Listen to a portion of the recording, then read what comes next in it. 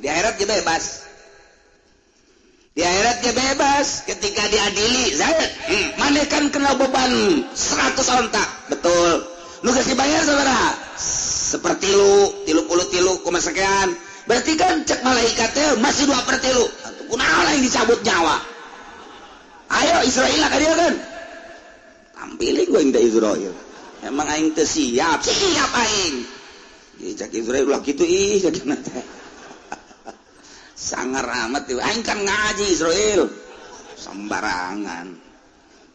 Jadi nyana bisa tegas kayak gitu dah. Geus coret. Ka surga kan aingnya. Oi. Geus bung jasa burung ka neraka ya aduh. Masyaallah. Bisa ke di akhirat ke situ. Bohongan saya.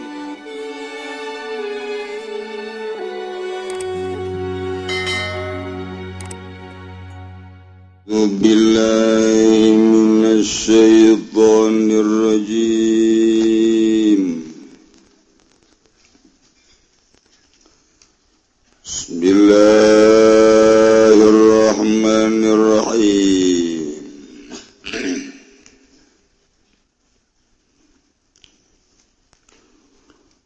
Wa tahmilu al-aqilatu lananggu sofo al-aqilatu aqilah al-abda ing abid fil azhari ing dalam mungguh gal azhar Wabi kulli sanatin maka ikut tetap ing dalam saban-saban tahun qadru sulusi diatin utawi kira-kira sepertelu diat. Wa gila lan ucapakan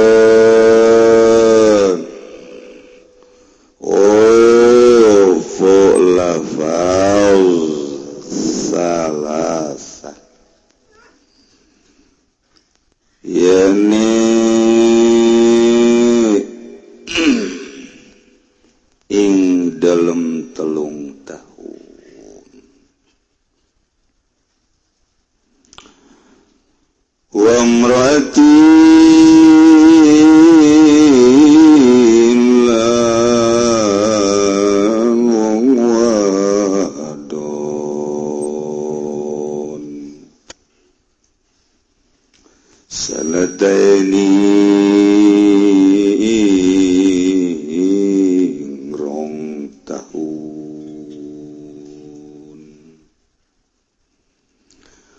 watu jalu watu ajalu diatum ratin muslimatin sanataini tegeselanden ko akan nopo dia wong wadon kang muslim ing rong tahun walau qatala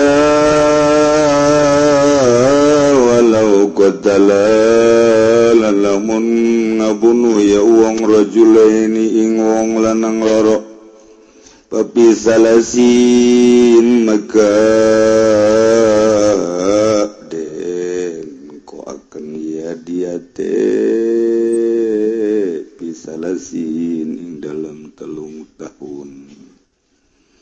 wakilalan dan ucapakan apa lapat sitin ing dalam 6 tahun wal atrop lan utai pirang-pirang pucuk anggaho tapi kulisanatin ing dalam saban-saban tahun qadru sulusi diatin iku kira-kira sepertelu diat wakilalan dan ucapakan apa lapan kuluha sapaksa kabehediat bisa datin ing dalam saban-saban tahun wajalun nafsi minazuhuki lan utawi teka waktune awak-awakan minazuhuki ikut datal saking metune ruh wa gairuha minal jinayati lan utawi teka waktune awak-awakan lian nafsi ikut tetap saking jinayat waman matalan desa pamaniku mati aman pribadi sanating dalam setengah tahun sakoto maka logor yaman walaya kiru pakirun lan orang ngasobah sapa kang pakir waroki gun lan kaula sobiun lan bocah cilik wa madnunun lan wong kang edang muslimun lan wong kang muslim kan kafirin saking wong kang kafir waksulan sabalike perkara waya kilu yahudiun lan ngasobah sapa kafir yahudi nasranian saking kafir kang bangsa nasrani waksulan sabalike perkara pelajaring dalam membuka al-azhar boro-boro anu teu ngaji nu ngaji ge puyeng ya sebenarnya kalau gua tanah sewa alal goni ini sepudinarin kong mau nuhaju ngadar wuduk 2 piring mata ditinggal tunduhna doang wa alal goni lan ikut tetep ingat sewa kang sugih ini sepudinarin utesa parodinar kerbata kapake yang ngaji haju hese di hajina mutawasid lah nongkang dengan rubun dari 1/4 gula sanatin dalam saban-saban tahun mida salah si saking tetelu gila lah dan ucapakeun lapad huwa wajib salas tawi yang mazukir minis winal rubini ku wajib kang tetelu wa yutabarani lan den reken ya karone gonilan mutawasid akhirul hauli ing dalam akhir haul wa manazara bi sakotalan udza pamaniku mosel yaman bing dalam akhir haul sakoto maka logor yaman sikele diat tahmilul akilatu jeung nanggung asobah awewe sarwa al-abda ka hamba nak nurutkeun kaul azhar ikuli sanatin dina tiap-tiap tahun akhir tiap tahun dina hargana eta abid dicokot kira-kira 1/3 diat cik sakaol salasan dicokotna adalah 3 tahun kitu walau qatala lamunai jelema mayahan rajulaini kadua lalaki papisalasin maka ditangguhkeun kana 3 tahun untuk bayar diatna kilahna ya ni asobahna na ieu adalah 3 tahun wakila cek sakaul mah 6 tahun jadi atuh tiap-tiap tahun dicokot kira-kira 1/6 diat dijelaskeun ge puyeng keneh bae tetep puyeng bae mah ya ngabunuh teh aya sanksi di negara Islam aya di negara urang mah negara jurig negara demokrasi urang kaboa jurig tungtung nama aya Quran dibaca tapi teu dipake sabodo urang mah cuci tangan ke di akhirat nyerahkeun ka RT tinggal RTB digaji untuk karena neraka mebes wah serugi jasa tak RT tapi aya ganjaranana RTG ketika ngabeberes ija kuing mah itu teu nyaho kalere kidul ieu ieu mah ngabeberes nagara be santaran salat gaya rukunna geus kurang rukun tetangga supaya ngarukun jaknya ye nu kolot supaya ngarasa kolot nu ngora supaya ngarasa ngora atuh kukula dirapi-rapi terus segala rupana supaya rarepok atuh menang ganjaran min jihati ngarepokeunana min jihati nutur-nutur hukum-hukum jurigna nya ge jadi kamangmang sebenarnya jadi engke di naon ngaranna diperhitungkeun ke di akhirat urang mun RT-an di lembur hese mun lurahan sakieu aya lurah pabelit bae SPPT aya boga 2 SPPT nu 3 ganda-ganda sertifikat bae gunda-ganda sakitu gaya lurahan aya camatan aya bupatihan make ganda keneh koreng lurahna nu nyieunna geus kos kitu bae digantung abeg da lurah kos kitu mah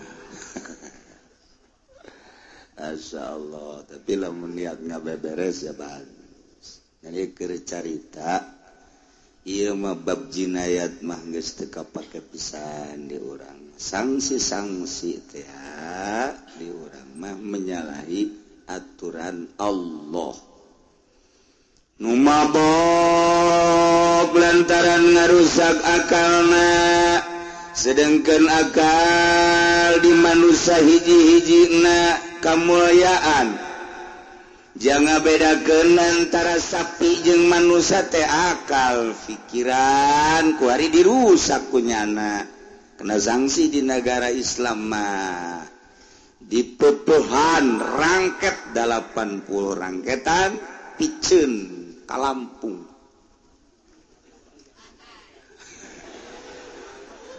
berak di Lampung loba si embah di negara orang mah tangkap bawa ke polsek nu nebus bae bawa ke Polres ayo negosiasi di polsek negosiasi nego jadilah 30 juta keluar itu kene berbagai narkoba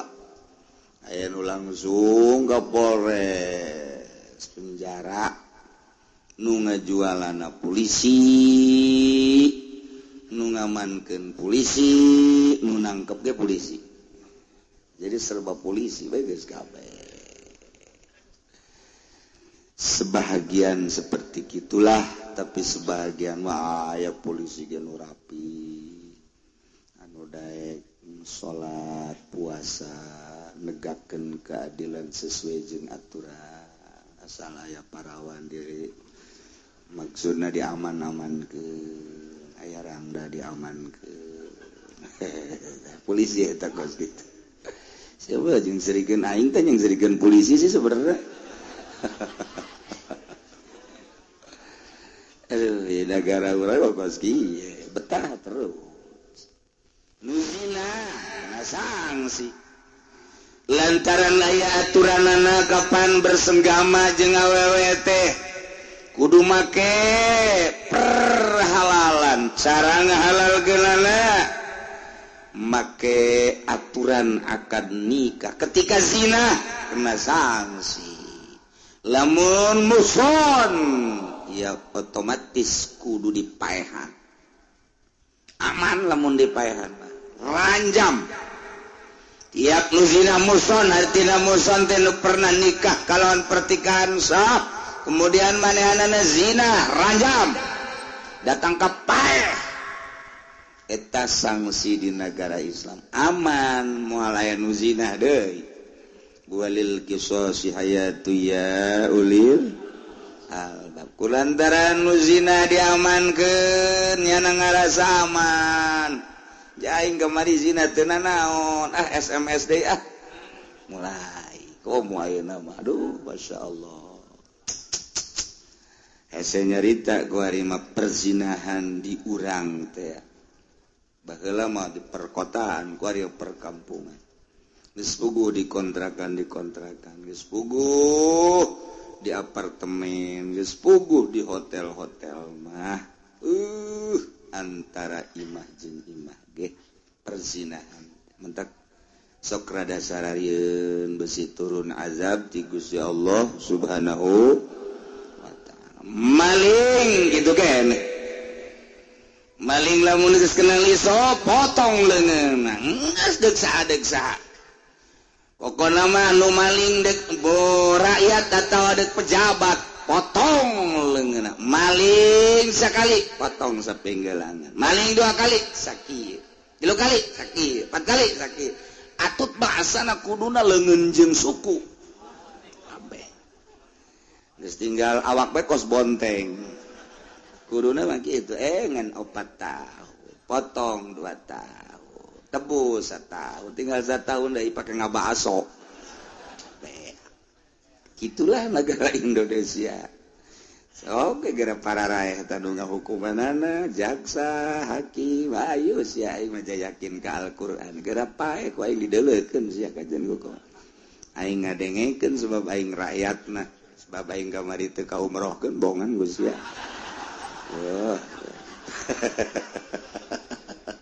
aing bakal neuleuh ke di akhirat dongah hukumanna kumaha coba sia tinggal gitu mah aing geus babari lah di dunia ieu tah ieu makan teu aya lantaran urang mah lain hukum Al-Qur'anul hukum Belanda lamun aya jelema mayahan 2 lalaki maka papisalasin tangguhkeun untuk pembayaran dia 3 tahun wakila genep tahun wal atrafu fi kulli sanatin qadru sulusi diatin lamun nganiaya anggahota model curug model leungeun ramo jeung sajabana etalah ngaranna atrop perpucukan pertungtungan tindak berbagai anggahota cek ajengan musannif model motongkeun 2 leungeun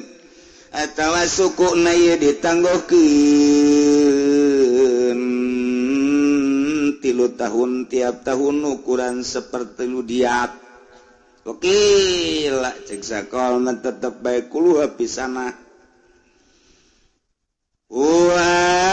jalu nafsi ari datang masa diatna awak-awakan eta diitibar temina zuhuki tina kaluarna napas mimiti dihitung waktuna 3 tahun ti mimiti kaluar napas nu dibunuhna masya Allah datang masa diat salian ti awak-awakan model tadi ukuran atrop yakni megatkeun motongkeun leungeun atau motongkeun suku ceuli jeung sajamana tah eta mah dihitung minib tidak jinayat ti mimiti manehanana nganiayana tidinya mulai dihitung 3 tahun teh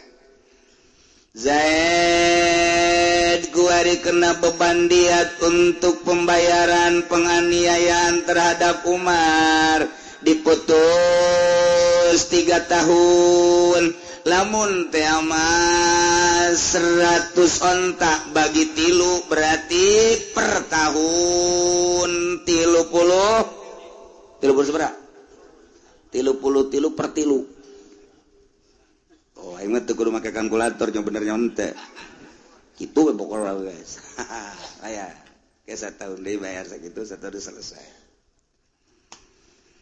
Barang meunang 1 tahun paeh ki Zaidna. Kan masih 2 tahun kene kakarak ge pembayaran teh seperti lu. Berarti masih kene 2 per 3. Man mata Zaid paeh. Tina termasuk anu kabebanan manehanana. Pembayaran tentang penganiayaan pembunuhan terhadap Umar ai prak paeh kakarak ge manehanana meunang 1 tahun nah ieu man mata Zaid paeh pi ba'di salatin untuk 2 per 3 na kaditu sakoto geus bae teu kudu bayar deuk bayar kumaha atuh mah tulang bisa mayar itu bisa atuh geus bebas. Di akhirat dia bebas. Di akhirat dia bebas ketika diadili. Zaid, mana kan kena beban 100 ontak. Betul. Lu kasih bayar saudara. Seperti lu, 30 koma sekian. Berarti kan cek malaikatnya masih 2 per 3. Kunaon yang dicabut nyawa. Ayo Israel lah dia kan. Tampilin gue yang da Israel. Emang aing teu siap. Siap aing. Cek Israel ulah kitu ih cek nanti. Sangar amat tuh, aing kan ngaji Israel sembarangan. Jadi nyana bisa tegas kayak gitu dah. Nggak, coret ke surga kan aingnya. Geus bung jasa burung nggak neraka ya, aduh, masya Allah. Bisa ke di akhirat ke situ, bohongan saya ini payah. kecualinya nggak bunuh diri menang setahun supaya ulah mayar gantung maneh gantung di akhirat diadili ya maneh kan boga tanggungan 100 onta betul nunggu bayar kan nggak seperti lu 2/3 paehna sih aku sah atuh Israil jak paeh mah kusa tapi kan sia ngagantung maneh sepira make tambang leutik tapi sia kan hayang gegeraan bung mayar kan aya sih cekeuna tetep tama kena beban bae bodoh diri teu bisa sebab cenah hayang bung mayar teu bisa teh kos kitu masyaallah kajen kakaler ka kidul kawetan ka kulon ge teh-teh nya lantaran embung mayar teu bisa lebayatana mah akur teh urang lamun boga hutang ka hiji jelema kemudian paeh bebas di urang ge sarua di hukum demokrasi ge bebas sebab naon sebab atuh deuk kumaha mayarna bebas teh ukuran negara mah tapi ukuran di agama mah limpahkeun ka ahli waris utang mah tetep nyana mah bebas ahli waris tetep anakna kabebanan tir ka hutang cak anak ke batur memenang tir ka sawah 100 hektar di mana aya atuh ngahayal mau ulah leutik-leutik tak leutik teuing 100 hektar aju sameterna 10 juta geus kagok pokona geus ulah 100 200 kagok mah 10 juta aju duitna mah nuk jang sia aing mah ngahayal deui bae aduh masyaallah walayakilu pakirun tengah sobanu pakir boro-boro jang nanggung jawab batur puguh jang dahar diri nage hararese teu bisa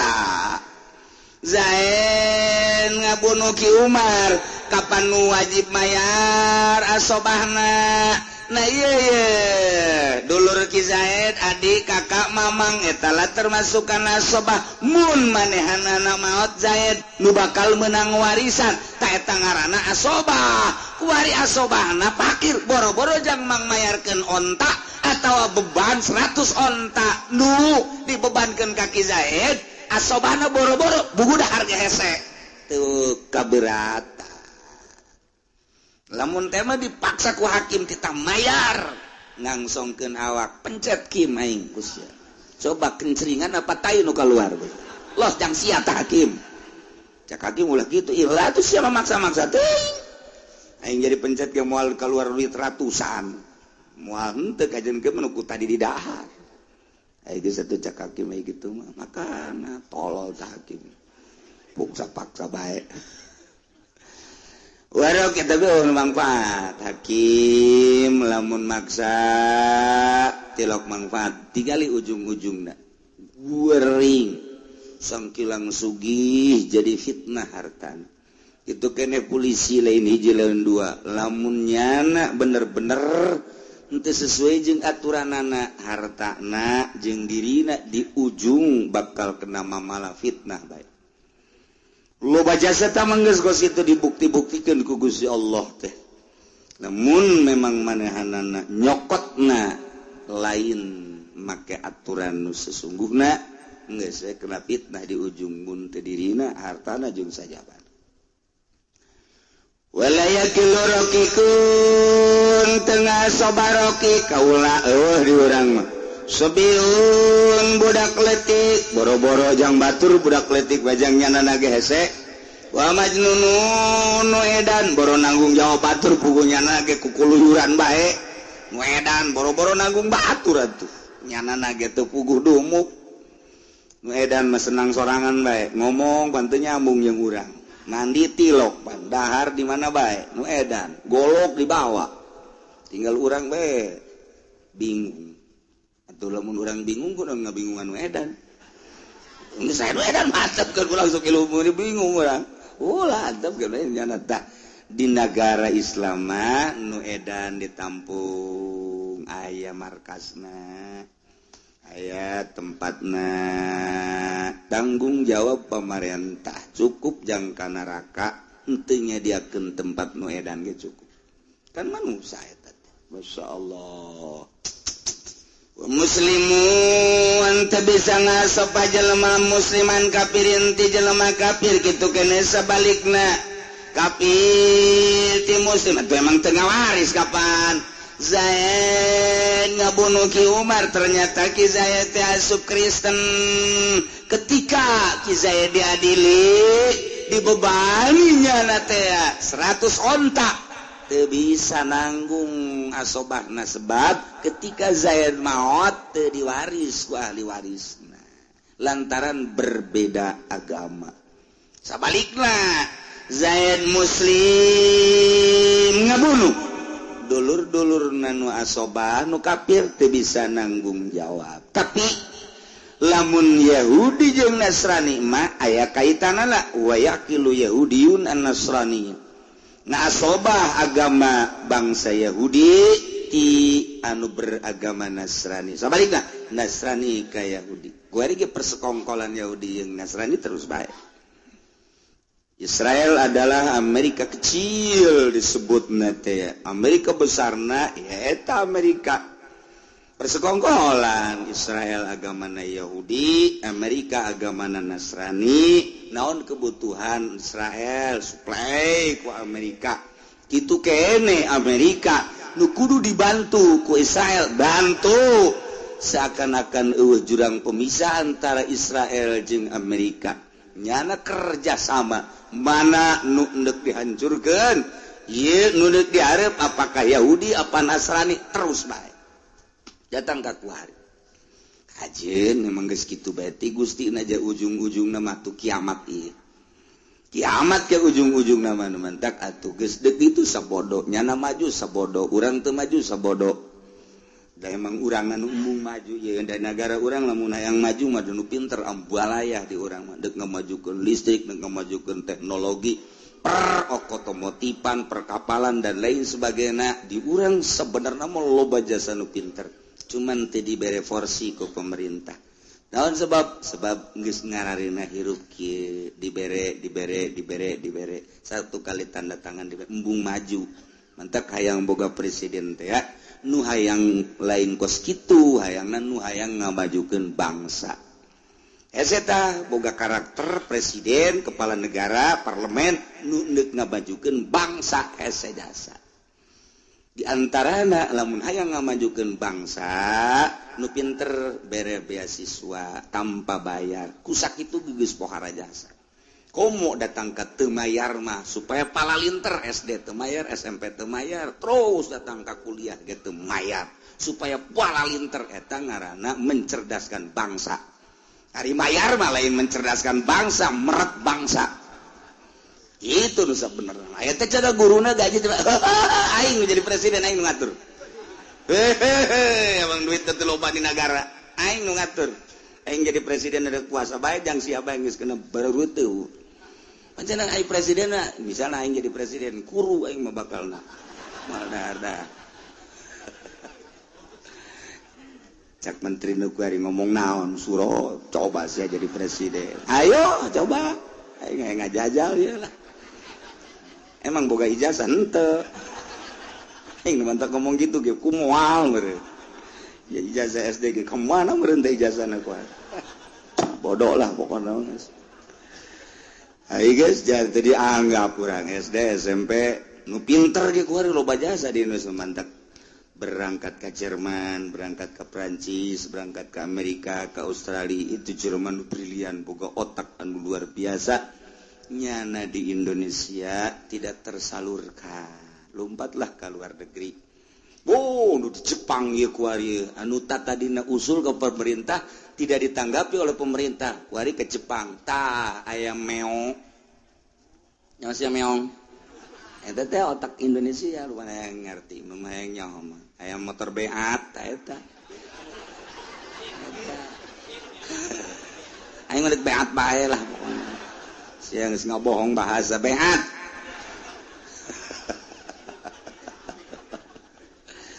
eta otak-otak sah dan lain-lain sebagainya teliti coba ayeuna endek aya nu dibeuli deui di Indonesia keur dipertahankeun ieu antara Indonesia jeung Jepang. Indonesia jeung nyana geus saya gegeran ke Jepang we sebab teu mungkin di Indonesia. Kamari nungguan Sugan Prabowo jadi nyana geus saya bisik-bisik tapi ternyata kan si eta nu menang. Enggak, jadi harapannya paling geus ke Jepang. Mau dibejakeun ku kula aja emang kumaha gitu. Ieu negara urang teh kos kitu. Masya Allah, loba pisan nunggu nyun bom dan lain sebagainya. Jarago orang Indonesia palinter nu mantak kapake di Saudi Arabia orang Indonesia nu tadina orang Arab mah meuli mobil rusak jual piceun geus barang orang Indonesia Cikupa ka Mekah kunyana dihadeah di servis malam atuh aya nu bangsa bengkok-bengkok dilempengkeun nu potong di las beneran urang Arab ge neuleukeun heran